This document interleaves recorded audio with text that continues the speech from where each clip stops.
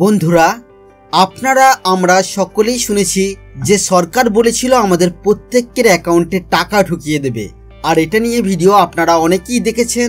অনেকেই হয়তো এমন ভিডিও দেখেছেন যেখানে শুনতে পেয়েছেন যে 15 লক্ষ টাকা করে দেওয়া শুরু হয়ে গেল। সেটা কতটা সত্য সেই বিষয় নিয়ে আপনারা মতামত দেবেন।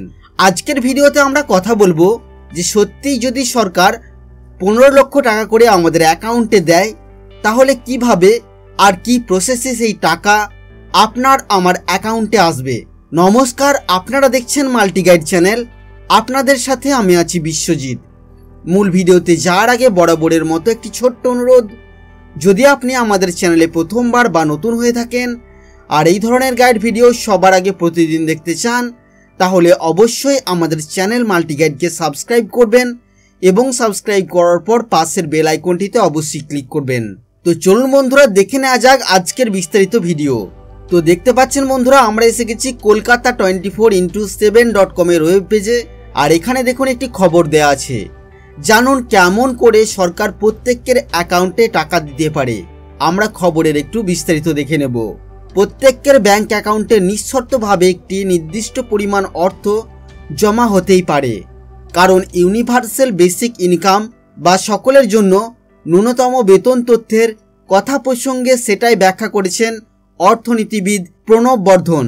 রবিবার বিশ্বভারতীর বাংলাদেশ ভবনে অশোক রুদ্র স্মারক বক্তার উদ্বোধনের সময় এই বিষয়টি নিয়ে আলোচনা হয়, যা শুনলে তা কল্পরাজ্য মনে হলেও অর্থনৈতিক দিক থেকে এর ব্যাখ্যা করেছেন এই অর্থনীতিবিদ। ওই আলোচনা সভায় হাজির ছিলেন নোবেলজয়ী অর্থনীতিবিদ অমর্ত্য সেনও। ইউনিভার্সাল বেসিক ইনকাম সাধারণভাবে সার্বজনীন অনুদান বলা হয়ে থাকে।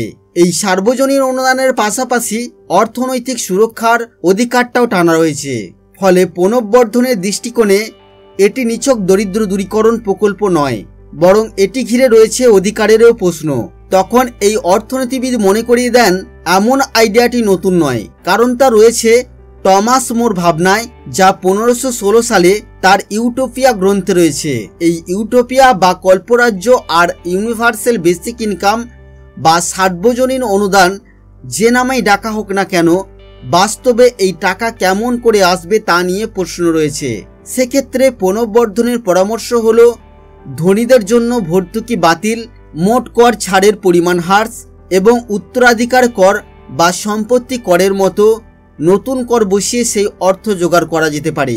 তার হিসেব অনুযায়ী ওইভাবে টাকা তোলা অর্থের 1/4 যদি সার্বজনীন অনুদান বাবদ খরচ করা হয় তাহলে এদেশের প্রতিটি পরিবারের কাছে বছরে 16,000 টাকা পৌঁছে যেতে পারে।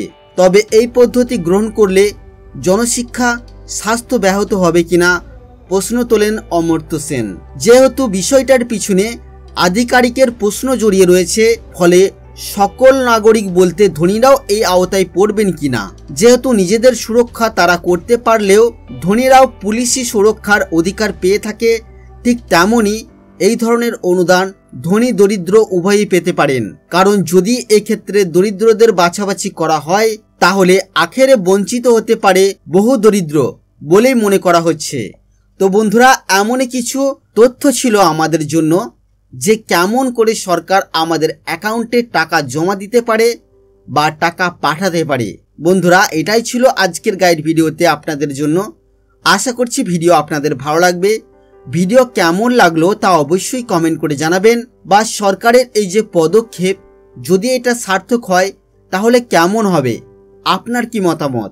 আপনার মূল্যবান মতামতটি ভিডিওর কমেন্ট বক্সে অবশ্যই লিখে জানাবেন।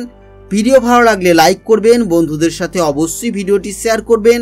যদি আপনি আমাদের চ্যানেলে প্রথমবার বা নতুন হয়ে থাকেন আর এই ধরনের গাইড ভিডিও সবার আগে প্রতিদিন দেখতে চান তাহলে অবশ্যই আমাদের চ্যানেল মাল্টি গাইডকে সাবস্ক্রাইব করবেন এবং সাবস্ক্রাইব করার পর পাশের বেল আইকনটিতে অবশ্যই ক্লিক করবেন। এখনকার মতো গাইড ভিডিও এই পর্যন্তই বন্ধুরা। ফিরে আসবো আবারও কোনো নতুন ভিডিও নিয়ে আপনাদের সাথে। ততক্ষণের জন্য আপনারা সকলেই খুব ভালো থাকবেন, সুস্থ থাকবেন। আর আপনার মূল্যবান সময় দিয়ে আমাদের এই ভিডিও দেখার জন্য আপনাকে অসংখ্য অসংখ্য ধন্যবাদ।